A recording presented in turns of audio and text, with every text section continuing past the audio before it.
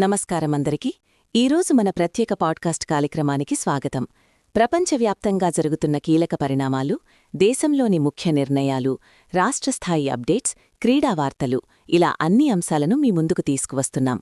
ముందుగా అంతర్జాతీయ వార్తలతో ప్రారంభిద్దాం. ప్రపంచ అంతరిక్ష రంగంలో ఒక పెద్ద మార్పు చోటు చేసుకుంది. చంద్రునిపై భవిష్యత్తులో జరిగే ల్యాండింగ్స్లో స్పేసెక్స్ సంస్థకు చెందిన స్టార్షిప్ కీలక పాత్ర పోషించనుందని నాసా ప్రకటించింది. దీనివల్ల బోయింగ్ సంస్థకు చెందిన SLS ప్రాజెక్ట్ ప్రాధాన్యం తగ్గే అవకాశముంది. ఇది అంతరిక్ష రంగంలో ఒక పెద్ద మార్పని చెప్పాలి. ఇక ప్రకృతి శాస్త్రాల్లో కూడా ఒక కీలక పరిశోధన వెలుగులోకి వచ్చింది కదా. అవును, గ్రీన్లాండ్ మంచుపొరల్లో దాగి ఉన్న యంగర్ డ్రయాస్ అనే 12,800 ఏళ్ల నాటి వాతావరణ రహస్యాన్ని శాస్త్రవేత్తలు ఛేదించారు. ఇది భూమి వాతావరణ మార్పులపై కీలక సమాచారం అందించనుంది. ఇక అంతర్జాతీయ రాజకీయాల విషయానికి వస్తే, శ్రీలంక ఒక కీలక నిర్ణయం తీసుకుంది. తమ దేశ తటస్థతను కాపాడుకోవాల్సిన అవసరముందని చెబుతూ పౌర విమానాశ్రయంలో యుద్ధ విమానాలను మోహరించాలన్న అమెరికా అభ్యర్థనను తిరస్కరించింది. ఇక ఆర్థిక రంగంలో కూడా ఆసక్తికర సమాచారం ఉంది.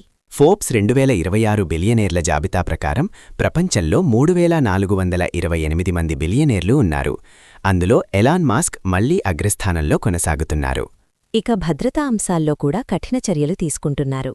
అవును, అబుదాబీలో యుద్ధ సమయంలో తప్పుదోవ పట్టించే సమాచారాన్ని సోషల్ మీడియాలో పోస్ట్ చేసినందుకు 100 మందికి పైగా వ్యక్తులను పోలీసులు అరెస్ట్ చేశారు. ఇక అంతర్జాతీయ రాజకీయ విమర్శలు కూడా పెరుగుతున్నాయి.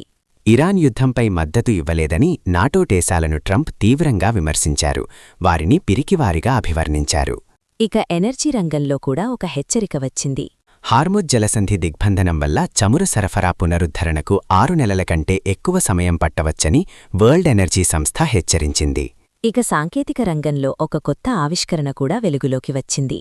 శస్త్రచికిత్స తర్వాత గాయాలను రిమోట్గా పర్యవేక్షించే వూండ్ రికవర్ అనే స్మార్ట్ బయోసెన్సర్ ప్యాచ్ 2026 బయోమెటీరియన్స్ హ్యాకథాన్లో విజయం సాధించింది. ఇప్పుడు జాతీయ వార్తలపైకి వెళ్దాం. షవ్వాల్ నెలవంక కనిపించడంతో దేశవ్యాప్తంగా ప్రజలు పండుగ ప్రార్థనలు జరుపుకుంటున్నారు. ఇక ఇన్నోవేషన్ రంగంలో కూడా పెద్ద కార్యక్రమం జరుగుతోంది. IIT బాంబే రీసెర్చ్ పార్క్లో Bharat innovates deep tech pre సమ్మిట్ను కేంద్ర విద్యాశాఖ ప్రారంభిస్తోంది. ఇక ఆరోగ్య రంగంలో ఒక ముఖ్యమైన మార్పు. మధుమేహ మందు సెమాగ్లూటైడ్ పేటెంట్ ముగియడంతో 50కి పైగా చౌకైన జనరిక్ మందులు అందుబాటులోకి రానున్నాయి. ఇక విదేశాంగంలో ఒక కీలక నియామకం జరిగింది. చైనాలో భారత రాయభారిగా విక్రమ్ దొరైస్వామిని నియమించారు. ఇక చట్టపరమైన అంశాల్లో భార్యను పనిమనిషిలా చూడకూడదని సుప్రీంకోర్టు స్పష్టం చేసింది. గృహ పనులను భర్తలు కూడా పంచుకోవాలని పేర్కొంది. ఇప్పుడు రాష్ట్ర వార్తలపైకి వెళ్దాం. రంజాన్ సెలవు కారణంగా 10వ తరగతి ఇంగ్లీష్ పరీక్షను ఏప్రిల్ 2కు వాయిదా వేశారు. ఇక విద్యారంగంలో మరో అప్డేట్. ఏప్రిల్ 1 నుంచి ఇంటర్ సెకండ్ ఇయర్ విద్యార్థులకు జూనియర్ కాలేజీలు తిరిగి ప్రారంభమవుతాయి. ఇక కోచింగ్ సెంటర్లపై ప్రభుత్వం చర్యలు తీసుకోబోతోంది. రోజుకు 5 గంటలకే తరగతులను పరిమితం చేస్తూ కొత్త చట్టం తీసుకురానుంది. ఇక చివరిగా క్రీడా వార్త.